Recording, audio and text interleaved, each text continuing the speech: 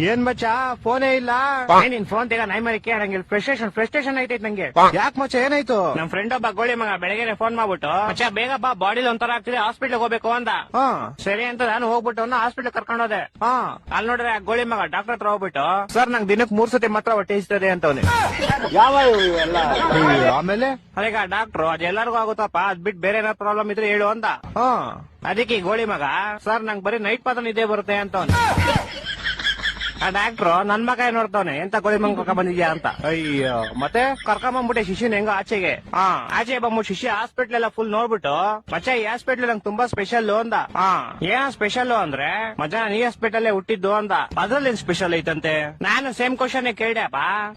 ಮಚ್ಚ ನಾನ್ ಚಿಕ್ಕ ವಯಸ್ಸಲ್ಲೇ ಹುಟ್ಬಿಟ್ಟೆ ಅದೇ ಸ್ಪೆಷಲ್ ಅಂತ. ನನ್ನ ಮಕ್ಕಳು ಒಂದೊಂದಲ್ಲ ಅದ್ ಬಿಡಪ್ಪ ಹೋಗ್ಲಿ. ಮಚ್ಚ ಹುಟ್ಟಿದ ತಕ್ಷಣ ನಂಗೊಂದ್ ಸೀಕ್ರೆಟ್ ಗೊತ್ತಾಯ್ತು ಅಂದ. ಏನ್ ಸೀಕ್ರೆಟ್ ಅಂದ್ರೆ ಮಚ್ಚ ಹುಟ್ಟಿದ ತಕ್ಷಣ ನೋಡ್ತೀನಿ ನೋಡಿದ್ರೆ ನಮ್ಮ ಅಮ್ಮ ಲೇಡೀಸು ನಮ್ಮ ಅಪ್ಪ ಜೆಂಟ್ಸು ಅಂತ. ಹೊಟ್ಟೆ ಎಷ್ಟು ಉರ್ಸ್ತಾವ್ರು ಆ ಪಕ್ವತ್ನ ನೋಡಿದ್ರೆ. ಮಚ್ಚ ಬಂದ ತಾಳ ಅವನೇ ಬಂದ. ಮಚ್ಚ ಏನ ಮಚ್ಚ ಗಾಡಿ ಏನೋ ಪ್ರಾಬ್ಲಮ್ ಆಗ್ಬಿಡೈತ್ ಮಚ್ಚ. ಏನಾಯ್ತಾ? ಮಚ್ಚ ಗಾಡಿ ಓಡಿಸಿದ್ರೆ ಟೈರ್ ತಿರುಗ್ತೈತೆ ಮಚ್ಚ. ಮಚ್ಚ ಏನೋ ಮಾಡೋದು ಇವಾಗ? ಮಚ್ಚ ಇದು ಇಲ್ಲೆಲ್ಲೂ ಆಗಲ್ಲ. ಏರೋಪ್ಲೇನ್ ಟೈರ್ ರಿಪೇರಿ ಮಾಡ್ತಾ ಗೊತ್ತಾ? ಅಲ್ಲೇ ಹೋಗ್ಬೇಕು. ಅಲ್ಲಿಗೆ ಫೆಬ್ರವರಿ 30ನೇ ತಾರೀಕು